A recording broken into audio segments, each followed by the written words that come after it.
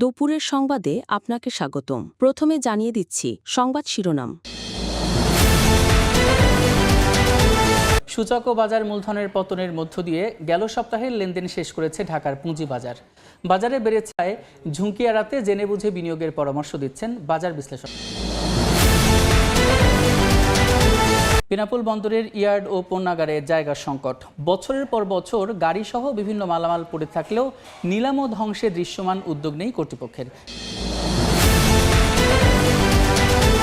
একদিকে কমছে বেসরকারি খাতে ঋণ প্রবৃদ্ধি, অন্যদিকে প্রান্তিক ঘুরতেই 20% বেশি করে বাড়ছে খেলাপি ঋণের পরিমাণ। সিলেট নগরীতে সড়ক ও জনপথ বিভাগের 56 কিলোমিটার সড়ক ও মহাসড়ক রয়েছে। খানাখন্দে ভরা এই সড়কগুলোর বেহাল দশায় চরম ভোগান্তিতে নগরবাসী। সড়কগুলোর মালিকানা নিয়ে সিটি কর্পোরেশন এবং সড়ক ও জনপথ বিভাগের মধ্যে চিঠি চালাচালি চলছে। এবার শুনবেন বিস্তারিত। গেল জুলাইয়ের দ্বিতীয় সপ্তাহ থেকে বিনিয়োগকারীদের মনে আশা জাগানো দেশের প্রধান পুঁজিবাজার ঢাকা স্টক এক্সচেঞ্জ আবারও সামনে আনছে শঙ্কার হিসাব।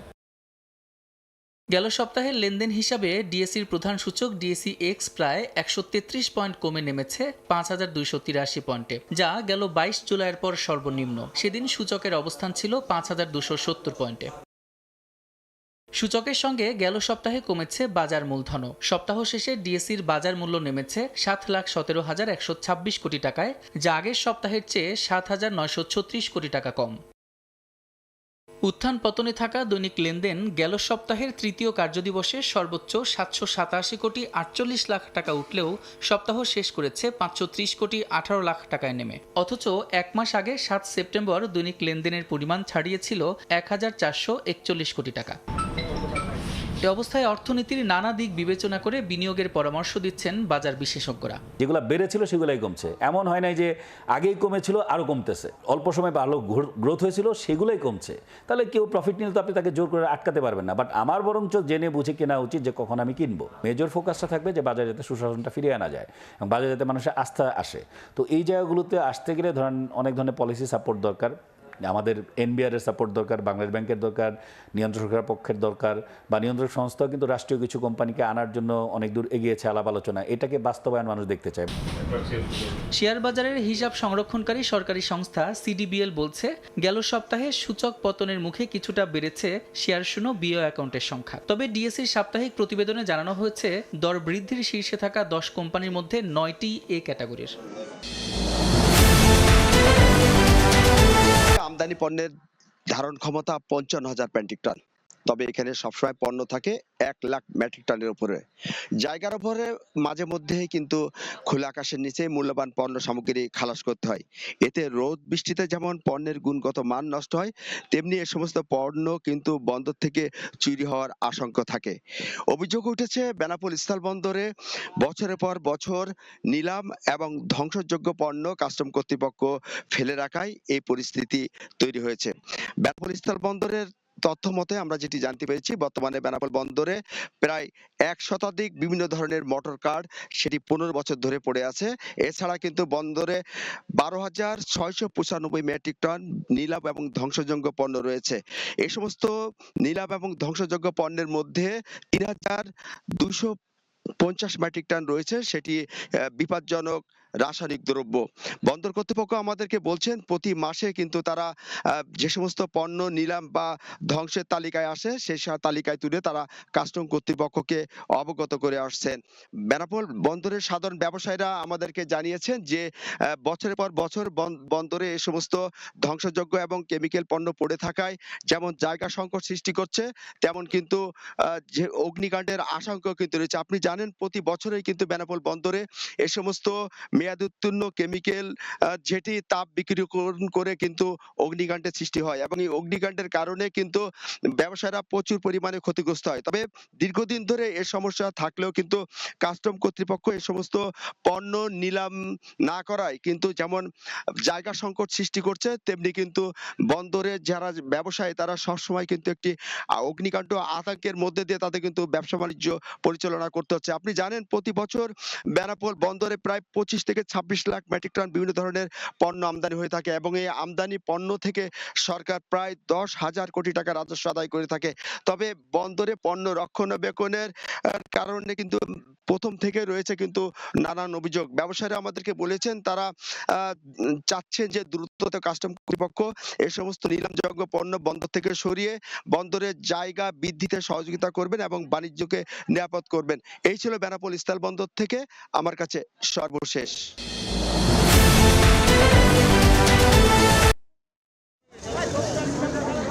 মূল্যস্ফীতি লাগাম টানতে কঠোর মুদ্রানীতির কবলে নিত্যপণ্যের বাজারে স্বস্তি না মিললেও বেড়ে গেছে ব্যাংক ঋণের বিপরীতে সুদের হার। এতে কমেছে বেসরকারি খাতে ঋণের প্রবৃদ্ধি। বাংলাদেশ ব্যাংকের তথ্য, গত বছরের জুলাইয়ে যেখানে বেসরকারি খাতে ঋণ প্রবৃদ্ধি ছিল 10.13%, এক বছর পর নেমেছে 6.52%, তা আরও কমে আগস্ট শেষে হয়েছে 6.35%, যা গেল 22 বছরের মধ্যে সর্বনিম্ন। এমন ঋণ ধারায় বিনিয়োগ খরায় ভুগছেন ব্যবসায়ীরা। আমরা লোকালরাও কনফিডেন্স পাচ্ছি না, বিদেশিরাও তো কনফিডেন্স পাচ্ছিই না। তো ওইটার জন্য একটা স্টেবল গভর্নমেন্ট দরকার, স্টেবল ব্যাংকিং পলিসি দরকার। ব্যাংকিংয়ের জন্য একটা যে অবস্থা, অনেক ব্যাংক ইদানিং আপনার লোনও দিচ্ছে না, অনেক আর্থিক প্রতিষ্ঠান ইনভেস্ট করে বসে আছে। সেফেস্ট রিটার্ন ও ইনভেস্ট করে দিয়েছে, ও জানে 12% পাবে, ও দেখা যাবে ইন্ডাস্ট্রির দিকে যাবেই না। বেসরকারি খাতে ঋণ প্রবৃদ্ধি কমার বিপরীতে প্রতি 3 মাসে 20% বেশি করে বেড়েছে খেলাপি ঋণের পরিমাণ, যা গেল জুন শেষে দাঁড়িয়েছে 5,30,428 কোটি টাকায়। সেপ্টেম্বর প্রান্তিকে তা ছাড়িয়ে যেতে পারে 6,30,000 কোটি টাকা। এমন শঙ্কা জানিয়ে খেলাপির ভারে নুয়ে পড়া দেশের ব্যাংক খাতকে টেনে তুলতে ঋণের বিপরীতে থাকা সম্পত্তি স্ব ব্যাংকের নিয়ন্ত্রণে নিতে কঠোর হতে চায় কেন্দ্রীয় ব্যাংক। ইন্টারেস্ট তো প্রতিনিয়ত ইম্পোজ হচ্ছে, অতএব আগামী 3 মাসে যদি একটি টাকাও সে সকল খেলাপিরা ব্যাক না করে, শুধু সুদ আরোপের ফলে তো আরো 20% বেড়ে যাবে। যত প্রকার আইনি পদক্ষেপ নেওয়া যায় তাদের ক্ষেত্রে নিতে। এক্ষেত্রে খেলাপিদের সঙ্গে সংশ্লিষ্ট ব্যাংক কর্মকর্তাদেরও জবাবদিহিতা নিশ্চিত করার তাগিদ অগ্রণী ব্যাংকের চেয়ারম্যানের। Top manager, managing director, deputy managing director, এদের অর্ডার ছাড়া নিচের লেভেল লোন দিতে পারে না। যতক্ষণ না টাকা ফেরত না দিবে ততক্ষণে জেলে তাকে থাকার কথা। এগুলি কিন্তু বলা আছে, কিন্তু ওই ফাঁক ফোকর আছে, বেরিয়ে যায়। খেলাপি আদায় আর বিনিয়োগ বৃদ্ধিতে অন্তর্বর্তী সরকারের সদিচ্ছার অভাব দেখছেন না অর্থনীতিবিদরা। তবে সমন্বয়হীনতায় সুফল মিলছে না বলে মত তাদের। এটা কিন্তু ক্রমাগতভাবে ব্যাংকগুলোর যে কার্যক্ষমতা এটা ক্রমাগত সংকুচিত করছে। কাজে এই যে সংকুচিত অবস্থায় ব্যাংকগুলো তাদের দায়িত্ব তো পালন করতে পারবে না। সময় ভিত্তিক একটা কর্ম পরিকল্পনা গ্রহণ করা উচিত। বাংলাদেশ ব্যাংকের হিসাব, গেল জুন পর্যন্ত এক বছরে ব্যাংক খাতে খেলাপি ঋণ বেড়েছে 3,19,037 কোটি টাকা। এই হাল সিলেটের একমাত্র ভিআইপি সড়কের আম্বরখানা পয়েন্ট। উসমানী আন্তর্জাতিক বিমানবন্দর থেকে সিলেট নগরীতে প্রবেশের এই সড়কটি সড়ক ও জনপদ বিভাগের। সড়ক ভেঙে চৌচির নগরের ব্যস্ততম সড়কের এই হালে বিক্ষুব্ধ নগরবাসী। এভাবে চললে তো হবে না। আমাদের সিলেটের যে এটা ভিআইপি রোড, এটাকে আমাদের প্রশাসনের দৃষ্টি আকর্ষণ করছি যে এই রোডটাকে একটু দেখে শুনে ভালোভাবে কাজটা করানো। খানাখন্দে ভরা সড়কগুলো চলাচলে অনুপযোগী হয়ে পড়েছে। রোগী বহনকারী অ্যাম্বুলেন্স কিংবা দূরপাল্লার যাত্রীদের ভোগান্তির শেষ নেই। নগরীর প্রধান সড়কের 70% সড়ক জাতীয় মহাসড়কের সঙ্গে সংযুক্ত। সাবেক মেয়র জানান, দীর্ঘদিন চেষ্টা করে সড়ক ও জনপদ বিভাগের 56 কিলোমিটার সড়ক সিটির আওতায় আনা যায়নি। বারবার তাদের কাছে চিঠি লিখেছি, হয় তারা আমাদের কাছে হস্তান্তর করবে, এটা মেনটেন্যান্সের দায়ভার আমরা নেব, কিন্তু তারা মেনটেন্যান্সও করে না, তারা এটা হস্তান্তরও করে না। সড়ক ও জনপদ বিভাগের সিলেট ঢাকা মহাসড়কের এই অংশটি সিলেট সিটি কর্পোরেশনের 25 নম্বর ওয়ার্ডের মধ্য দিয়ে চলে গিয়েছে। আশা করছিলাম আমরা রোড হইব, 1 বছর হয়েছে না, এই রোড হয়েছে। রাস্তা ভাঙ্গা, আমরা গাড়ি চালাইতে অনেক কষ্ট হয়। গাড়ি নিয়ে আসলে গাড়ির অনেক ক্ষতি হয়। 10 মিনিটের জায়গা দেখা যায় 20 মিনিট লাগে। নগরবাসীর দুর্ভোগ লাগবে। নগরের ভেতরে 22 কিলোমিটার রাস্তা সড়ক ও জনপদ বিভাগ থেকে অনাপত্তিপত্র বা এনওসি নিয়ে সিটি কর্পোরেশন সংস্কার করেছিল। এনওসি নিয়ে সংস্কার একবারের জন্য হয়ে থাকে, এ নিয়ে ঝামেলারও শেষ নেই। একজনের সড়কে আরেকজন যেমন আরেকজন কাজ করলে ওইটা অডিটে একটু প্রবলেম হয়, হয়তো বা দেখা যাবে যে রোডস কাজ করেছে সিটি কর্পোরেশন ওই কাজের বিল করে ফেললো। তবে সড়ক ও জনপথ বিভাগ বলছে নগরের মধ্য দিয়ে বিস্তৃত 56 কিলোমিটার সড়কের মালিকানা হস্তান্তরের বিষয় নিয়ে সম্প্রতি একাধিকবার সভা হয়েছে। শিগগিরই সিদ্ধান্তে আসা সম্ভব হবে বলে জানান নির্বাহী প্রকৌশলী। মালিকানা বিষয়ে একটা সভা করেছি এবং যে পাবলিক সাফারিংস হচ্ছে এইটার বিষয়ে আমরা সভা করেছি এবং আমরা আশা করছি খুব শীঘ্রই যে মালিকানা বিষয়ে আমরা একটা দিক নির্দেশনা আমরা দিতে পারবো। সিলেট 0 পয়েন্ট থেকে সিলেট ঢাকা, সিলেট তামাবিল, সিলেট সুনামগঞ্জ এবং সিলেট বিমানবন্দর সড়কের 56 কিলোমিটার সড়ক ও জনপথ বিভাগের মালিকানাধীন। ইকরামুল কবির,